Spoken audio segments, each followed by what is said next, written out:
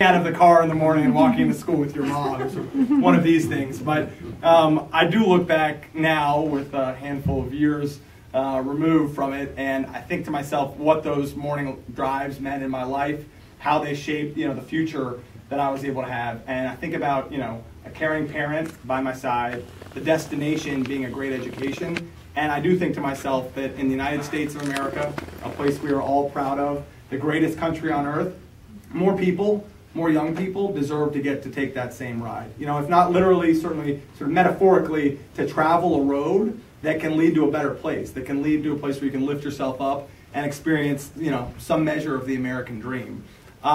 That's not where the country is today. And I know we all read the same statistics. There's no question that the country, the macro economy, is improving, and that's a good thing. And I give middle-class economics and the president a lot of credit for advancing policies that have helped us overcome a long, tough stretch. A great recession that I would argue was brought largely by Republican policies. Stagnant wages, rising income inequality. We're not where we want to be. And we know that through the everyday experiences that we have. We know that through the statistics too. Today, 100%, all of the income gains, not half of the income gains, not 90% of the income gains, all of the income gains go to the top 5%. So that means for the other 95%, being left behind. People are falling out of and losing their grip on the middle class, not climbing into the middle class. I'm running for the United States Senate because, like all of you, I believe that true prosperity flows up from the people. It doesn't trickle down from the powerful. And that is the myth that continues to be perpetuated years after, I would say, it's been debunked by research and by reality. If you all send me to the United States Senate, I will do everything I can to always be on the side of working people. And some of you probably saw this. Today is it National or International Equal Pay Day? National, Jocelyn, which is it? National. Which is great and also kind of sad, right? That we need to have a day that says that in the year 2015, women shouldn't make 82% of what men make for doing the exact same work. They should make 100%. We shouldn't have to have a day. That should be society as we know it. I support equal pay for equal work. If you send me to the Senate, I would insist on raising the minimum wage. I would reject bad trade deals that have sent good American jobs to places like China and to Mexico. Let me say a few words about someone who you all know because he hails from our part of the state. That's the incumbent, Rob Portman. Rob Portman, and this is, he is a nice human being. I don't think his policies are very nice. He's a polite guy. I don't think his ideas are very polite. So he's voted against all these things. Rob Portman, through his votes, has said and shown that if you're willing to work 40 hours a week, it's actually okay if your family lives in poverty. I think that Rob Portman is wrong. Rob Portman has voted against equal pay for equal work, said, women doing the same work that men do, making less, that's okay. I think Rob Portman is wrong. Rob Portman has been as enthusiastic a proponent for bad trade deals as just about anybody you will find in the United States Senate and in Congress today. I believe, like all of you, that if American workers are given an equal playing field, they can outperform, outwork, outproduce any workers on the face of this planet. Rob Portman continues to push trade deals that have been stamped made in China, and we need trade deals that are stamped made in Ohio. One other, obviously, more recent thing, like all of you, I want America to lead in the world. I think we have to because that's a vacuum that if we don't fill it, people that we don't like their policy ideas will fill it. I also think our foreign policy can still be thoughtful, and thoughtful does not look like signing a Tea Party letter to Iran that undermines your own government, undermines your own commander-in-chief, and puts our national security interests at risk. Like I said, I don't care if you smile and if you come off as polite. If your ideas are out of touch with Ohio voters, with Ohio values, with Ohio priorities, you need to be held accountable. That's what we need to do for Rob Portman in this next election. I crisscrossed the state quite a bit. I've been, Parker, we spent, about 25 hours on I-71 last week? Yes. It's a fun existence. Not all that long ago, I was coming back from Licking County and was driving back down to Cincinnati. And I just wanted to put a face on some of the things I've been talking about. I stopped at a gas station around exit 66 or 67 on I-71 and went inside to get myself a soda. The young man behind the counter, we started chatting, was from Chillicothe. So for those of you that have an acute sense of geography, he was commuting around 80 miles each day because this is where he could hold down a full-time job that gave him the amount of hours of work that he needed. So he's commuting 80 hours round trip to work at this gas station. He said to me, I feel like good jobs are either going overseas or they're being done increasingly by computers or robots. And he said that, I'd like to go to college, but I just can't afford to. That young man deserves better. I could tell even from that interaction, he had a good head on his shoulders. He was striving to work hard and to lift himself up. And, I don't think the Mitch McConnell Senate is giving him the set of policies, is giving him the road that he can travel that gets him where he needs to be. Let me say, because you mentioned this in the introduction as well, I'm not the most likely candidate to be running for the United States Senate. I admit that. But I do believe that for that young man and for so many others like him, if we give people something to vote for, we can energize people with our vision for the future. And I think too much of what we've seen Democrats sometimes do is not own the fact that our agenda is the one that people want. Our ideas are the ones that actually work. Our vision for the future is the one that gets people excited.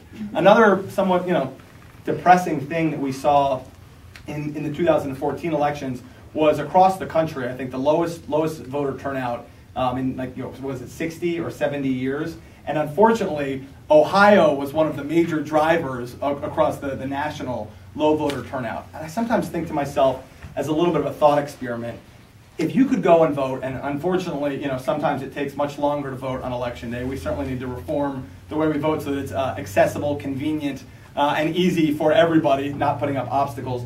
But if you really believe that on Election Day or during early voting period, you could spend 20 minutes, let's say an hour, even an hour and a half, and you could go and check a box and vote for a candidate, and would actually make a difference in your life, people would do that. If you really believed that it was going to make a difference in your life, people would take that deal. They'd say, I'll spend the half an hour, I'll spend the hour and a half to go and vote. We as Democrats, we as progressives, need to own our agenda. And if you send me the United States Senate, I will be loud and proud and passionate and unapologetic in advancing the things that all of us in this room believe in. So I want to mostly allow time for plenty of Q&A, but I'm ready to advocate for the things that we believe in. I think that all of us in this room, and you all certainly by being here, you are the choir. I think that we are ready to make Rob Portman a one-term senator. I think we're ready, if we want to, if we rise to the occasion, to show the people of Ohio that we're the party that cares about the people, that fights for the people, that's going to stand with the people. We can win this race, and I'm excited to be in it. So thank you all very much for the warm welcome.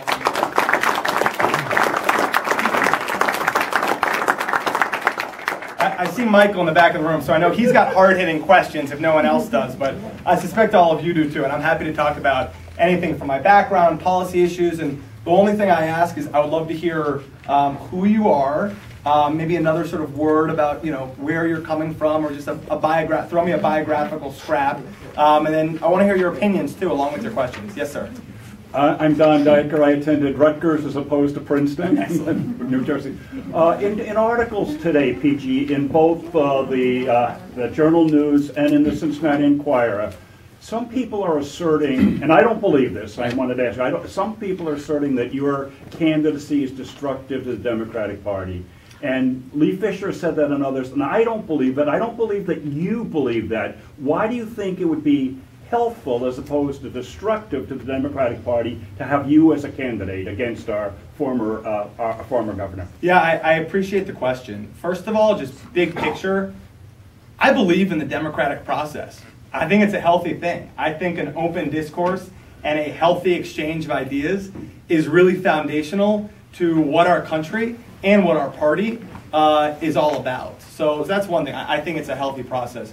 Two, when I look at some of the strongest and foremost leaders that we've had as elected officials in Ohio, John Glenn, Howard Metzenbaum, Dick Celeste, Sherrod Brown, these are people that were strengthened and tested by primaries, and they emerged stronger for having won something, for having gone to the voters and made their case. So, and I would also argue that the absence of primaries has not served the Ohio Democratic Party very well. If you told me that we have a regular pattern of clearing the deck and then what we just won election after election after election. I would say, let's keep doing what's working. I'm not just a candidate for the Senate. I'm also, part of the rank and file. I'm an activist. I want us to win elections. It hasn't been happening in the way that I think most of us would like to. So, I'm proud to be offering a choice in this election. And if people don't choose me, that's, I'll be the first person the day after, and maybe the field isn't even settled yet, right? Maybe someone in this room is going to get in the race and you'll be our Democratic nominee. Whoever our Democratic nominee is, I hope it's me. I'm going to work as hard as I can to have the honor of being our nominee and representing the things that we all believe in. If it's somebody else, I will be the first person the day after the primary, knocking on doors, rallying the troops, doing everything I can to reach into my network and make sure that this is a Democratic seat. One other thing I will say about why I'm running. Obviously, if I thought, well, somebody else is in a much better position to win this race, I do believe a couple things. One, I think there's an appetite for new leadership, right? For people that can sort of shape a conversation that focuses on the future rather than what I think elections too often are at their most depressing, which is an argument about the past. People don't want an argument about the past, right? They want a vision and a conversation about where we're trying to go. I am bringing a thinner political resume to this race. I don't think that's a secret. I'm also younger in age. I don't think that's a secret. I think if you want to dislodge somebody like Rob Portman, who for 25 years, forget just being part of George W. Bush's cabinet as the U.S. trade rep and the budget architect, go back to the first George Bush. That's where when Rob Portman first really got going in Washington. If you want to beat someone who has been there for a quarter of a century, who truly is, an architect of the system and the way things are broken and the way the deck has been stacked against the middle class, I think the most potent way to do it is not by saying sort of who can be more of a congressional insider or who's more DC. I think it's, a fresh face, a dynamic new candidate. I think that kind of contrast really draws out Rob Portman's vulnerability. So I offer the voters the choice. I'm glad to be, fueling that part of the democratic process, and people will let me know. You all will let me know. Yes, sir. Hey, PG. My name is Comey. I'm part of the Millennium Vote Initiative. It's a nonprofit organization, and I'm also a grad of Miami University. Excellent. What kind of things are you doing to kind of make more millennials interested in politics? Because I'll assume you're kind of outside the cusp of being a millennial. I haven't aged very well. I am still a millennial. I was at the beginning of the campaign. But as you can see for this meeting, there's not a lot of us young people interested in government here. What are you doing? What have you done? Or what are you intending to do? How are you trying to reach out to us young voters to make us kind of be more excited? Yeah, I really appreciate the question. I would say a few things. First of all, I think people like when they look at their government and it looks like what they look like, right? They see in their government sort of a more accurate sort of reflection of society. So to me, that means we still need a lot more women in government. I'm glad that there are more women in the United States Senate than there were a few years ago. We got a long way to go. It means more minorities in government than there are. And it also means more young people, right? So, part of what I offer to your question is my own candidacy. I think a lot of folks can say, all right, here you have this body of 100 people. And the basic charge of the United States Senate is to say, you all are 100 problem solvers for the challenges that are facing the United States. And you would think that if any of you were going to pull together 100 problem solvers, you would say, okay, well, we want someone with this skill set, we want someone with that perspective, and we want someone from this background to have the nation's collection of problem solvers, 100 of them, and to not have a single one of them from the largest generation in American history, to not have a single one of them from the most technologically savvy generation in American history, not one out of 100, I think it's not maximizing its problem-solving potential. I do think a lot about, in terms of, I didn't want to be comprehensive, but, taking an issue like climate change. Climate change is a real and persistent threat, and one of the most maddening things to me is when you see these panels and you'll see a Republican member of Congress say, well, I don't know if climate change is real because I'm not a scientist. We know you're not a scientist. Please listen to the people that are scientists. That will solve the problem, right? The amazing thing for me about a challenge like climate change, and we should not be debating, is this real? Is human activity fueling climate change. It should be, yes, of course this is an issue. How are we going to solve it? And the beautiful thing, and I think this isn't a young agenda, but this is a forward-looking agenda, shared, I'm sure, by just about everybody in this room. We can simultaneously do what's good for the planet and can also be good for the economy. We can be engineering and building and designing the solar panels and the wind turbines and the batteries that can fuel a clean energy future and also create a whole lot of good jobs in Ohio in the process. A few of the things that I've done in Cincinnati that I think represent, a forward-looking approach, harnessing the power of technology and innovation, I think is huge. So one of the things I've done in Cincinnati was broker a public-private partnership that's brought universal wireless internet access to one of the most impoverished communities in our city. Imagine being a young person and having to go home and write your term paper and you don't have internet at home. Imagine being a parent trying to look for work and you can't look for jobs online at home. I mean, this is, internet should be sort of a public utility of the modern era. So that's one thing we've done. Data. We live in the era of big data, and there's so much we can do to harness the power of that big data. We've taken the data sets from the city of Cincinnati, and we are liberating those data sets so that intrepid entrepreneurs can pore over them and find patterns and come up with applications on their smartphones that you can do useful things with. We've made direct investments in startup incubators and accelerators so that if you are a dreamer that has an idea, you want to test an idea, you want to launch a product, you want to grow a company, you don't have to go to Silicon Valley, you don't have to go to Boston. You can come to the city of Cincinnati and have office space. You can have seed capital. You can have business coaches and mentors and expertise. You can grow your idea in the city of Cincinnati. So these are things I've been directly involved with that I think speak to a very creative, a very innovative, a more diverse, and a more progressive generation, the millennials. Yes. My name's Kelly. I want to first of all thank you for running. I know that it is a very interesting and very, very difficult process, and anyone who steps up to do it. I appreciate that. Thank you. I don't know if the FEC filing is dropped yet. Can I ask you about that? Yeah. How much have you raised, and how much have you put in personally? Yes. Okay. So how much have I raised, and how much have I put in personally? I raised in the first quarter $757,000, which surprises some people. That makes me the leading fundraiser in the Democratic field. If I had a little bit more institutional support behind me, I think I could do even better. I thought if I'm going to go and ask people whether it's a grassroots donation of $5, which is greatly appreciated, or for someone to give the maximum contribution of $5,400, I need to make sure that I'm fully invested too. So I gave myself the maximum contribution of $5,400. Thank you. Other questions? And thoughts too, yes. Asher Seidel, I'm a retired professor at Miami. What'd you teach? Philosophy. All right. Should I be braced for a question that's over my head? What's the meaning of it all, right? Okay. I have a side story about that in a second. Well, I of course have heard of you, but I don't know you very well, so let me throw a hard one at you. What's your position on single-payer medical coverage? I'll answer 3 questions for the price of 1. Would have supported it had it been part of the Affordable Care Act initially. 2, I would have supported the Affordable Care Act as it was there. 3, it needs to go farther. A lot of what we got was health insurance reform. We need to do a lot more for actual health care reform. And I happen to be, I'm always a little bit, I wonder, should I be saying stuff like this? My soon-to-be fiance, she knows I haven't asked yet, but probably we're like zoning in on it. But don't you all tell her. An element of surprise, and I don't want to be presumptuous. She's finishing up her medical studies at the University of Cincinnati, and we talk a lot about her because she has this expertise. I asked her questions.